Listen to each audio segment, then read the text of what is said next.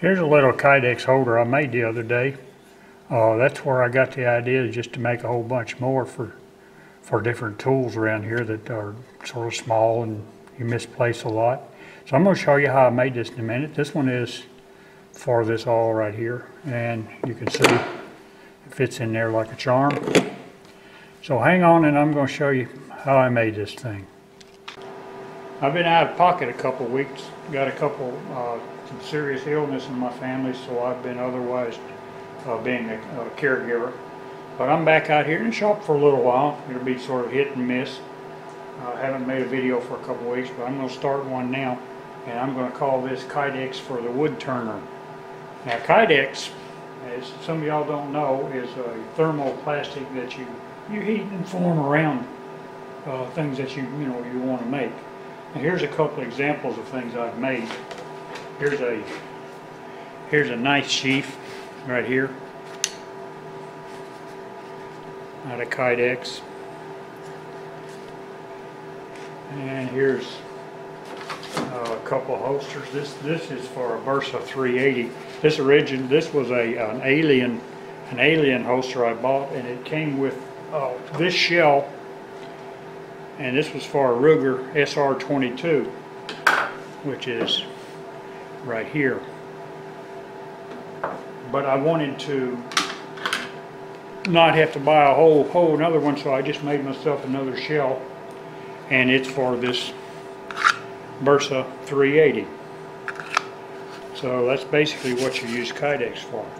But before I get into that, I wanted to give you a little report on my lathe conversion and something I found which might be of interest to a lot of you guys. First, I'm going to put a new drive pulley on. I've got the board out to 17 millimeters or 11/16. This is 5/8, and then I'll put it on and I'll report back. This should give me more low end torque.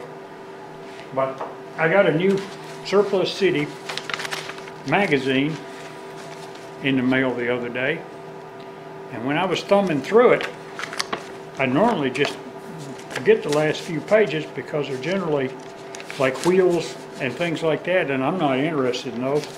But they just put something new in here, and there it is.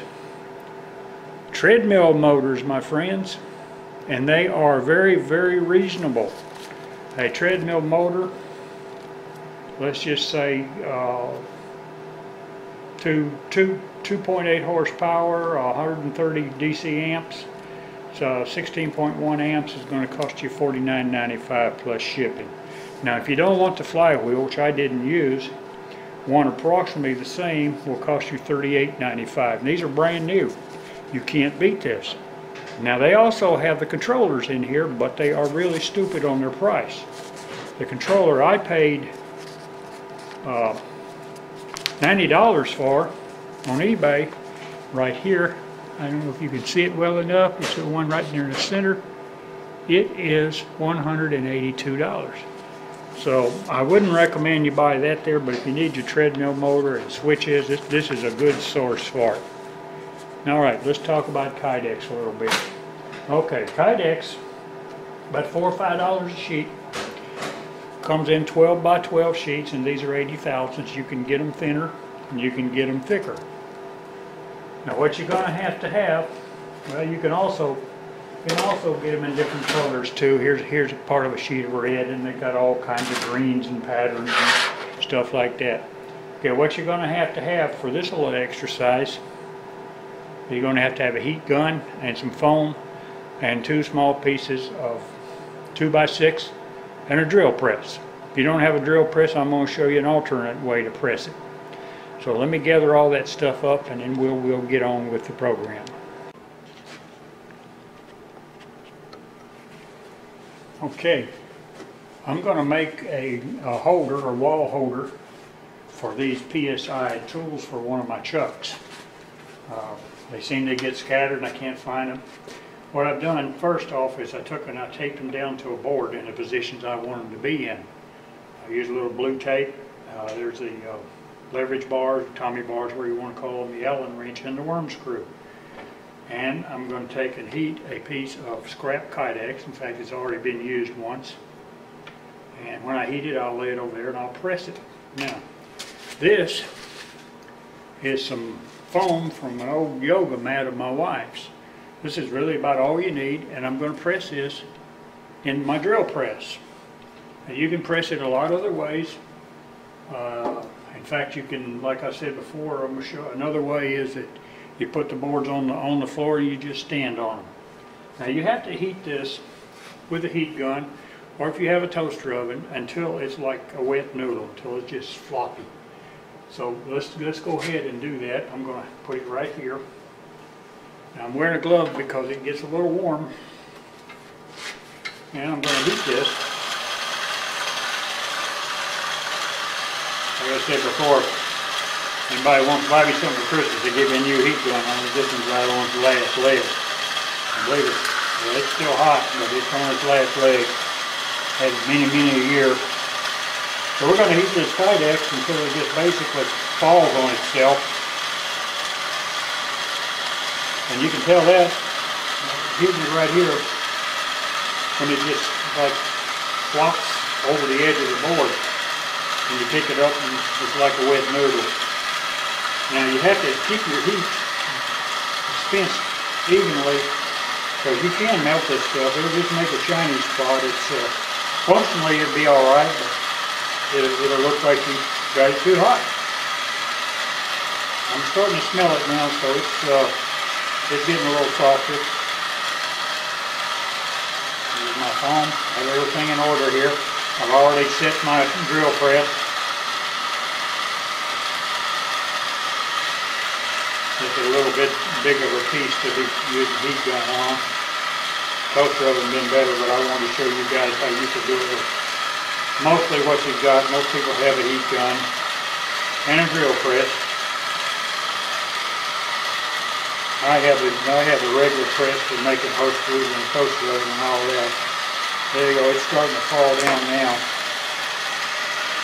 If you don't get it soft, it just won't work. So, you know, you really got to get it, like I said, it's just got to be like a wet noodle. You have to move fairly quick when you put it on there, especially if you're doing this stuff in the winter. It's starting to get a little warmer now.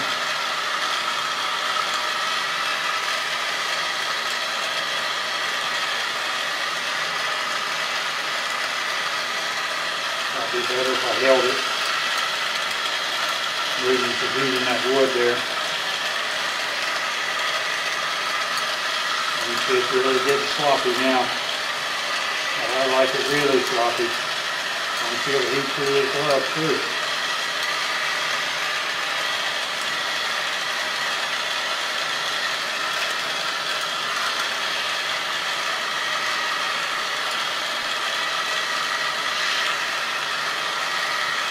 Still not quite hot enough.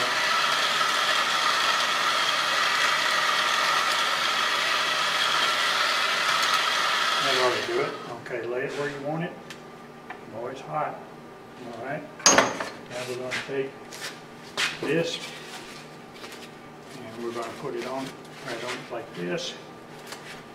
And we're going to press it down. We put quite a bit of pressure on it. Oops, sorry if I meant away. And we have to hold it there, and we'll have to hold it for a minute or two until it forms. The more you hold it down, the better it is, really. In fact, I probably should have put an extension on this drill press handle.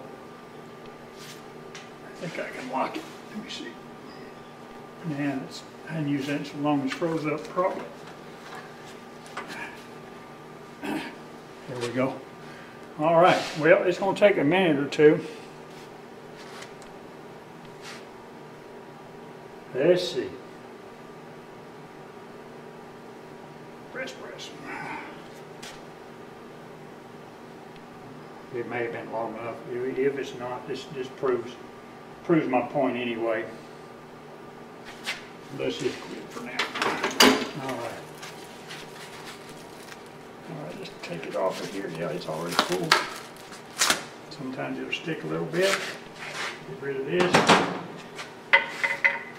Worm screws. Yeah, I think I can handle it pretty good. Worm screws stuck in. All Alright, here's what you got right here.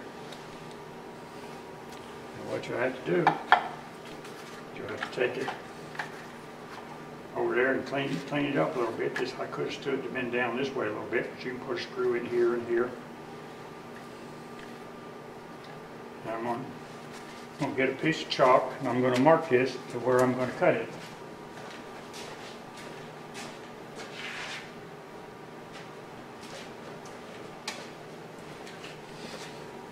I'm going to take and trim this up right around here like this. And I'm going to take this corner off right here.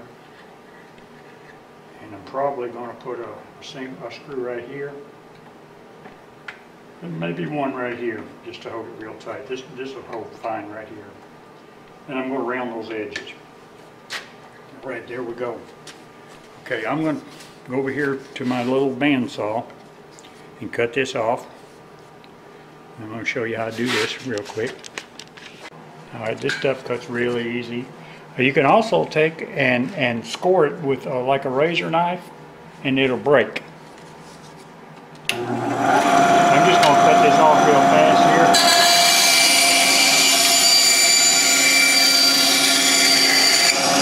This little Harbor Freight 62-inch blade bandsaw. Some people don't like them, but they are really handy. I'm going to cut all those off right there. Don't worry about the others. Alright, that's all I'm going to do there. Let's go over here to another tool. Okay, now this little grinder is what I use to polish my knives with. But it's got like a Scotch-Brite wheel on it, and that is really good for cleaning this thing up. You can also take around the corners with it, like that. It really does a good job. You can actually even form it. As usual, you want to stay on the downward side of this. And if you want to clean this up, you can. And that's about it, my friends. Okay, I'm ready to put a hole and a couple screws in that and stick it on the wall and see how it works. Go back in the other room and we'll see if we accomplish anything. Well, there you go. It's a nice handy place to put some tools. You can make them for almost any tool you want up here. Each one custom fit. They all work just fine. And they'll all stay together this way.